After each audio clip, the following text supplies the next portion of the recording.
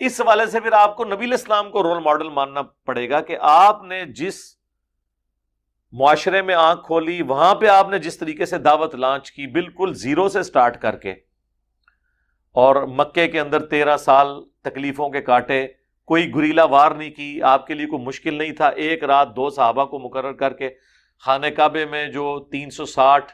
بت رکھے ہوئے تھے وہ توڑوا دیتے، کوئی مسئلہ تھا؟ جس طرح آج کل یہ گریلا فائٹس لوگ کرتے ہیں، 13 سال اس کعبے کی طرف خانہ کعبے میں کھڑے ہو کر مطاف کے اندر حضور نے نمازیں پڑھی ہیں، جس کعبے کے اندر 360 بت رکھے ہوئے تھے۔ نماز تو ہو جاتی ہے کیونکہ وہ کعبے کی دیوار سترا ہے، سترے کے پرلی طرف ہے، لیکن اگر آپ اس کو دقت نظر سے دیکھیں تو یہ کتنا عجیب معلوم ہوتا ہے کہ وقت کا پیغمبر ہے، اس کے ساتھ 125 جانثار بھی موجود ہیں جو اس کے لیے جان دے سکتے ہیں، ایک رات کو گریلا وار کی جائے، کوئی سی سی ٹی وی کیمرہ نہیں ہے، کوئی کمانڈو نہیں ہے، جا کے راتوں رات جا کے بت سارے توڑوا دیں، لیکن حضور کو پتا تھا اگر یہ میں نے کیا تو یہ 125 کے 25 بندے مارے جائیں گے۔ اور اس کا ثبوت یہ ہے کہ صحیح بخاری میں جو آتا ہے کہ غزوہ بدر کے دن آپ صلی اللہ علیہ وآلہ وسلم نے دعا کرتے ہوئے کیا کہا تھا کہ اے اللہ یہ مٹھی بھر مسلمان اگر مارے گئے تو قیامت تک تیرا نام لیوا کوئی نہیں ہوگا۔ حضور کو پتا تھا کہ نگاہ مار کے تو عبد القادر جیلانی اور بایزید بستامی کلمہ پڑھا سکتے ہیں، میرے سے تو نگاہ مار کے کلمہ نہیں پڑھایا جانا، میں تو ایفرٹ پٹ کر کے اتنی مشکل سے یہ ٹیم تیار کی ہے۔ ٹھیک ہے، ظاہر کہانی تو کہانی ہے نا، اسی سے پھر ہم کہتے ہیں کہ اگر اللہ کے نبی یہ دعا کر رہے ہیں کہ اے اللہ اگر یہ بدر کے، اچھا یہ سارے بیان کرتے ہیں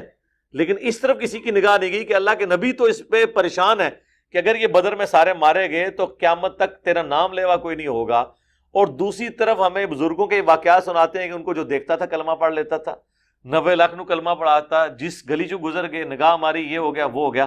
ہم کہتے ہیں جب اللہ کے محبوب صلی اللہ علیہ وآلہ وسلم جن کی پرائمری ڈیوٹی تھی اللہ کا پیغام پہنچانا، ان سے بڑی کسی کی روحانیت ہی نہیں تھی تو بابت شاہی کوئی نہیں، مزہ ہے؟ ہاں، اتنی باتیں کر کے اس جملے کا مزہ آتا ہے، ڈائریکٹ کرو تو کہنا بابے کی گستاخی کر رہے ہیں۔ جب بابے ہمارے پیغمبر کی گستاخیاں کریں گے اور وہ دعوے کریں گے جو ہمارے پیغمبر کے بارے میں بھی نہیں ہے،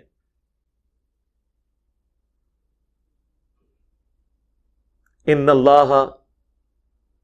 سورہ القصص میں آتا ہے نا، اللہ تعالیٰ فرماتا ہے کہ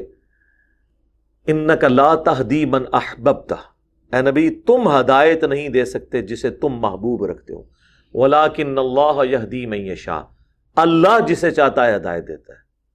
تو نبی علیہ السلام بھی ہدایت کی طرف صرف گائیڈ کرتے ہیں، ہدایت دے نہیں سکتے،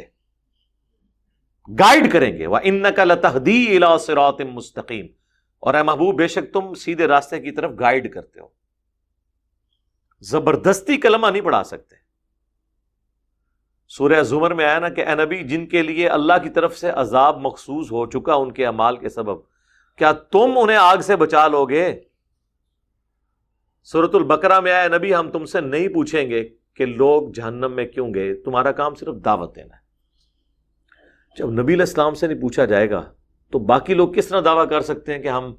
کچھ کر کے دکھا سکتے ہیں؟ اس طرح کچھ بھی نہیں ہوتا میرے بھائی، کبھی کچھ نہیں ہو سکتا۔ اور اگر کوئی کہتا ہے کہ اس طریقے سے کوئی ہو سکتا ہے تو میں نے بارہا یہ ریکویسٹ کی ہے کہ میں کسی کی تو بات نہیں کرتا، میری بزرگی پہ لعنت ہے کہ اگر میں نگاہ مار کے کچھ کر سکتا ہوں تو یوٹیوب والوں نے ہارڈ ڈسک کے اندر جو نبی علیہ السلام سے متعلق گستاخانہ ویڈیو سیو کی ہوئی ہیں، میں ایک نگاہ مار کے وہ ساری ہارڈ ڈسک کرے ارض سے غائب کیوں نہیں کر دیتا، ڈیلیٹ کیوں نہیں کروا دیتا؟ میری بزرگی کب کام آئے گی اگر میں اپنے نبی کے لیے یہ بھی نہیں کام کر سکتا؟